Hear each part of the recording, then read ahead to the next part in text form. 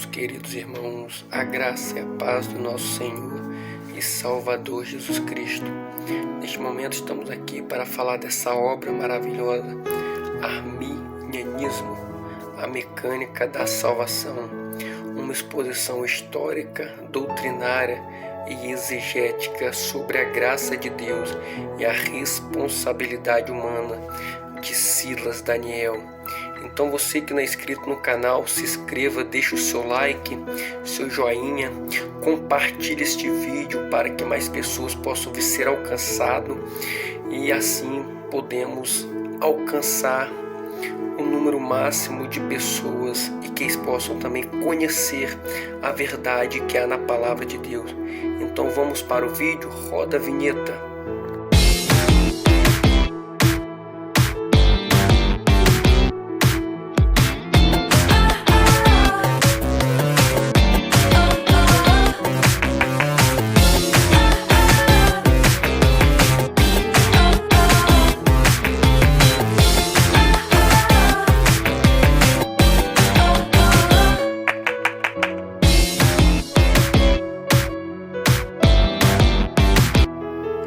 Então, queridos, aqui se encontra o livro, Arminianismo, a mecânica da salvação, editado pela CPAD de Silas Daniel. Aqui nós temos a lombada, para você ver que não é um livro fino, falando a respeito da salvação, da soteriologia. Tem aqui, você vê, um livro bem grosso. A contracapa dele, se quiser estar apertando pause para estar lendo, Este livro tem cerca de cerca de 620 páginas com a bibliografia. Então é um livro bastante conteúdo, um livro muito bom. Eu quero apresentar alguns pontos para vocês. É um livro de capa brochura de orelha, Se quiser estar dando pause aí para ler o que está falando na orelha, uma palavra escrita pelo próprio Silas Daniel, que é Arminianismo, Mecânica da Salvação. Foi o primeiro livro que eu comprei do ano, desse ano 2021. E eu não fiz o vídeo dele ainda porque eu procurei ler para entender um pouco o seu objetivo. Então, que é Arminianismo, a Mecânica da Salvação, uma exposição histórica, doutrinária e exegética sobre a graça de Deus e a responsabilidade humana. Silas Daniel, quarta impressão, CPAD Rio de Janeiro, 2018. Aqui nós temos os dados da ficha catalográfica e aqui nós vamos ter o sumário e vamos entender o sumário. Primeiro nós temos o prefácio, depois o prolegômenos, que vai falar o que é a mecânica da salvação.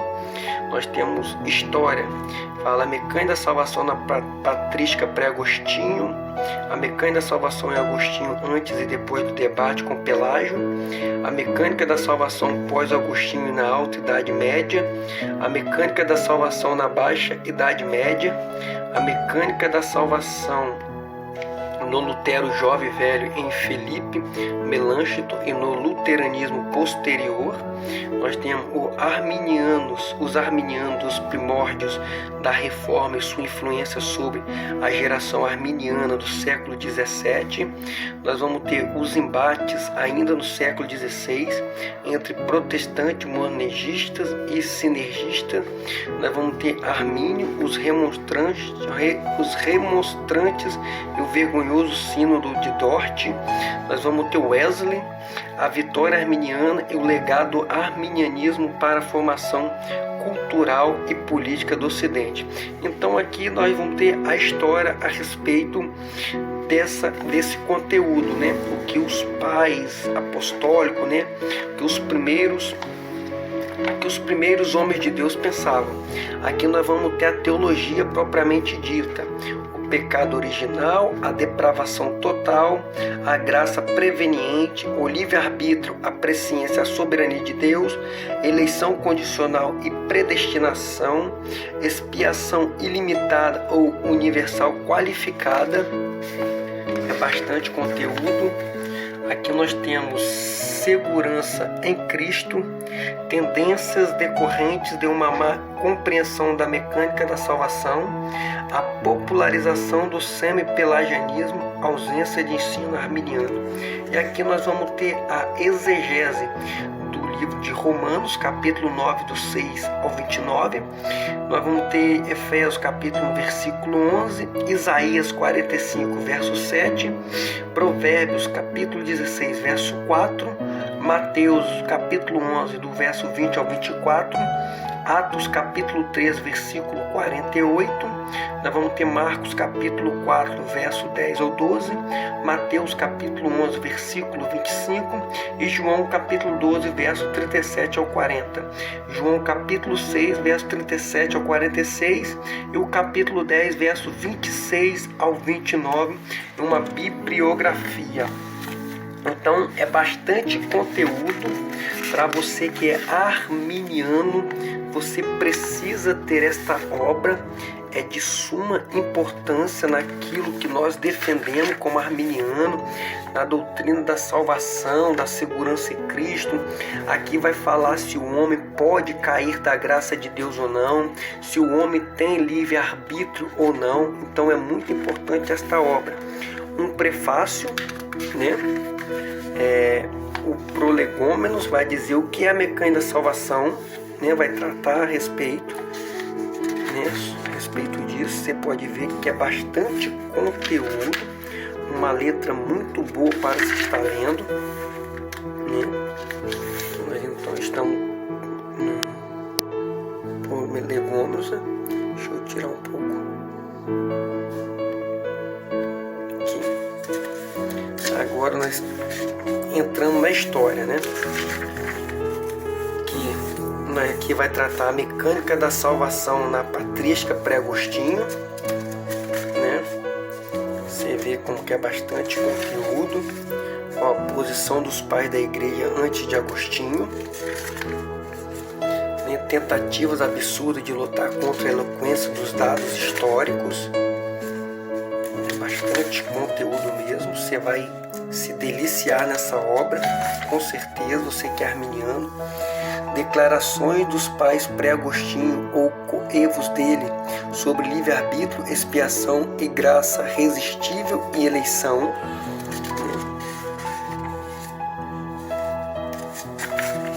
Vocês podem ver que é bastante conteúdo.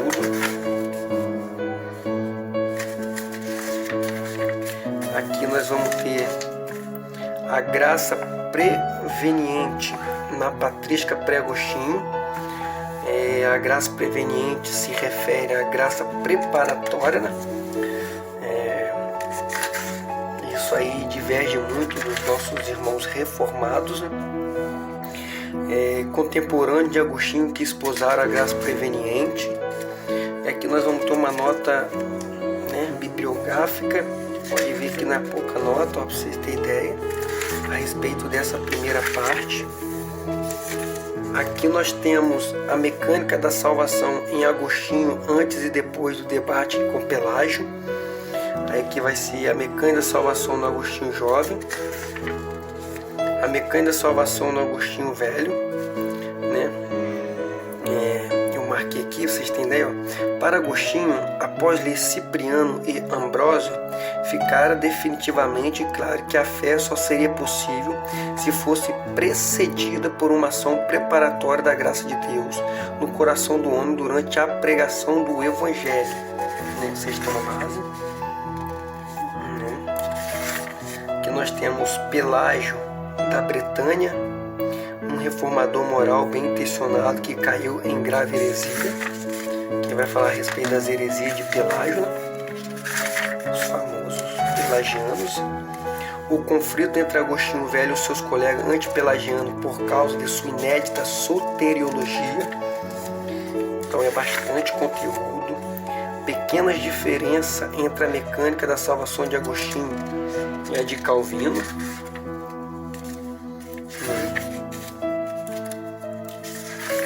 Então vocês podem ver que é muito conteúdo para se ler e se aprender. Meu Deus. Aqui nós já vamos ter, vou tirar aqui, a mecânica da salvação pós-Agostinho e na Alta Idade Média, né? Que eu grifei o que é o ensino monergista, né? Próspero de Aquitânia e Hilário de Arles, de fervorosos agostinianos a semi-agostinianos. Isso aqui é o sistema base.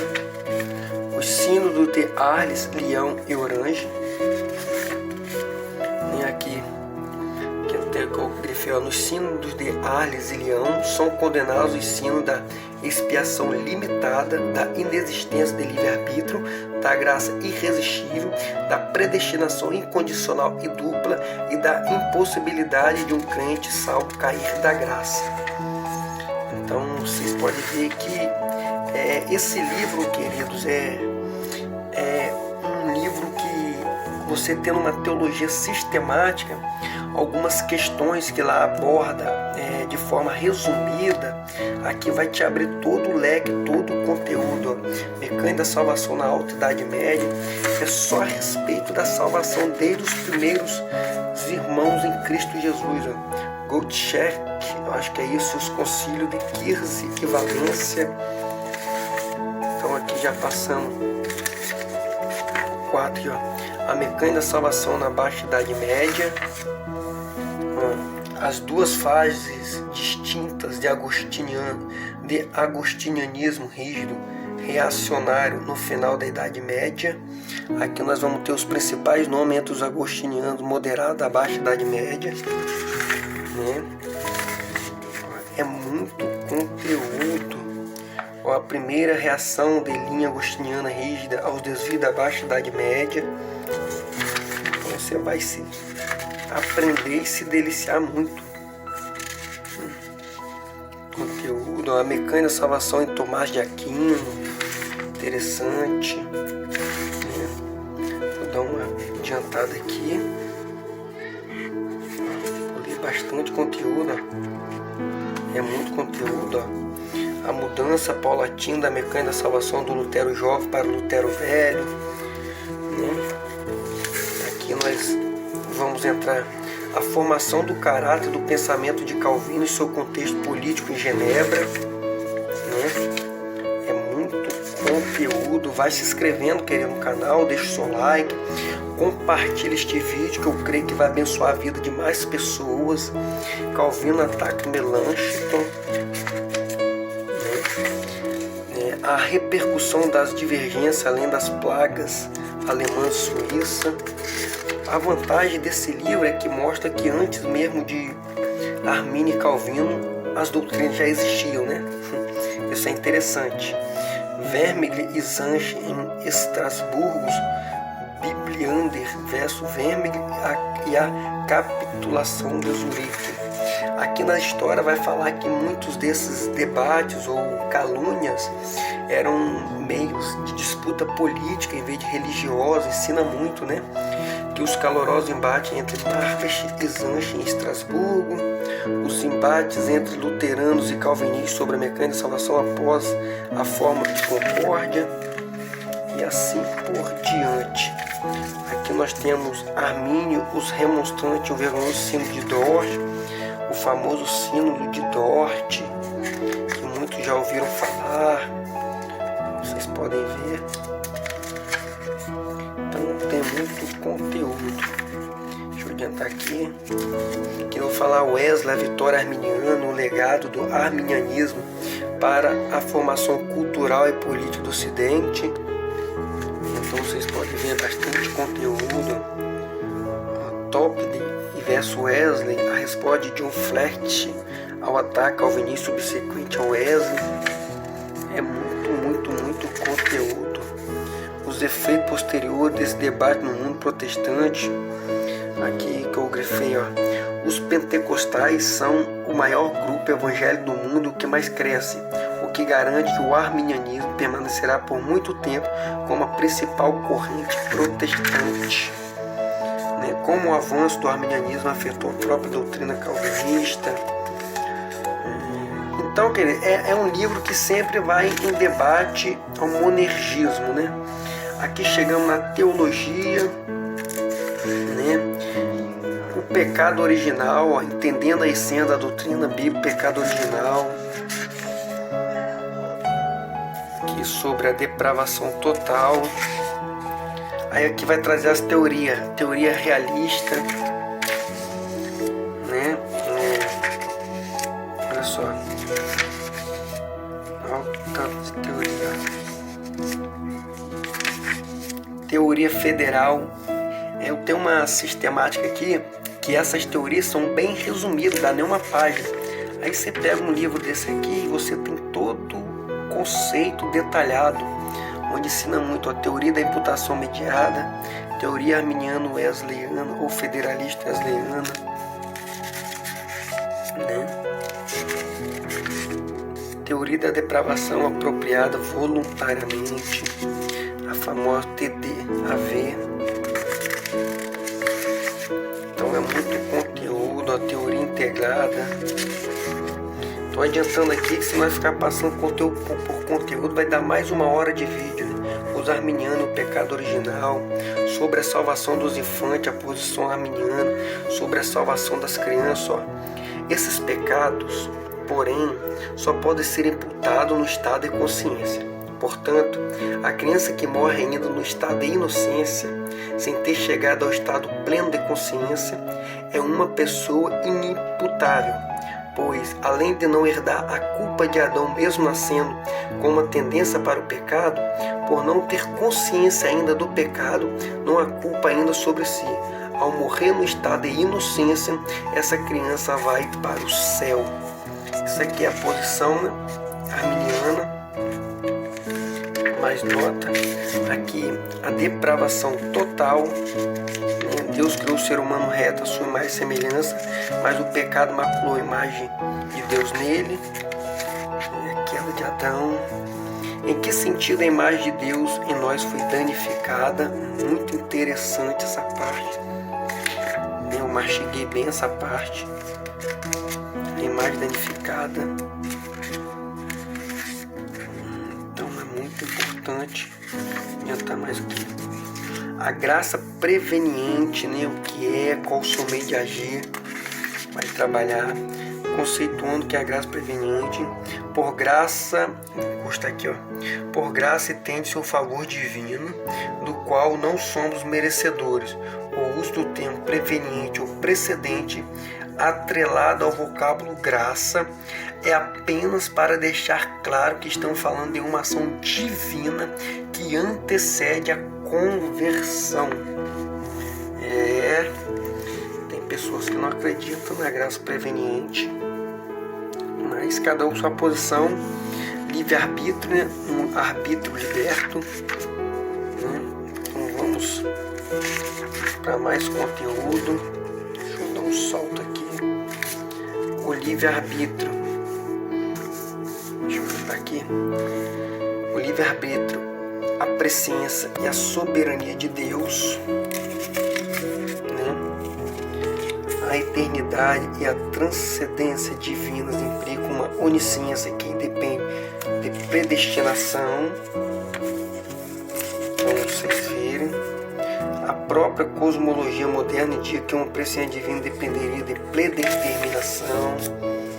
Aqui vai tratar essa questão. Deixa eu pular para mais um aqui. Eleição condicional e predestinação. Diferenciando a eleição da predestinação. No que consiste a predestinação divina? A doutrina da eleição começa com a eleição de Cristo. É muito conteúdo. Após a eleição de Cristo, segue-se a eleição de Israel. A eleição da igreja é condicional, cristocêntrica e corporativa. Muito forte isso aqui, né? Expiação ilimitada ou universal qualificada.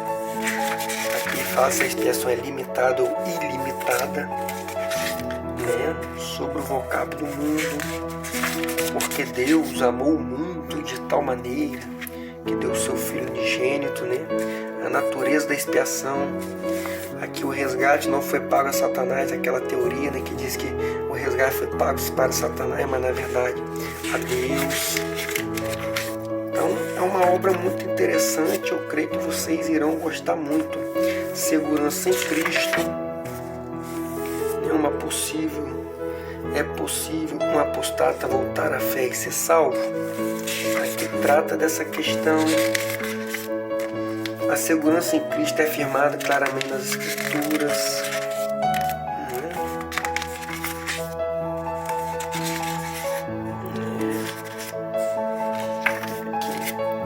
Tendências decorrentes de uma má compreensão da mecânica da salvação, antinomianismo e legalismo. Aqui para frente eu tenho que estudar ainda, né, queridos? Antinomianismo calvinista.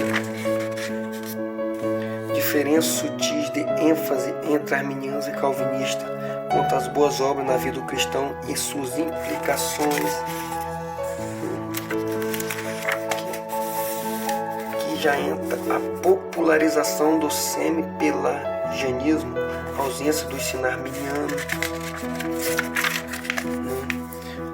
a onda neocalvinista norte-americana e seu declínio. E aqui nós já entramos na exegese dos textos citados no sumário. Romanos capítulo 9, né, do 6 ao 29. A evidência do contexto imediato. Deixa eu trocar.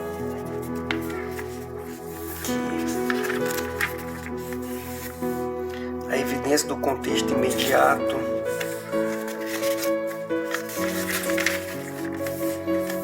A evidência do Antigo Testamento, evidência dos textos do Antigo Testamento mencionado pelo apóstolo Paulo, e assim sucessivamente. Essa parte só vai tratar da exegese, aqui a exegese de Provérbios 6, versículo 4.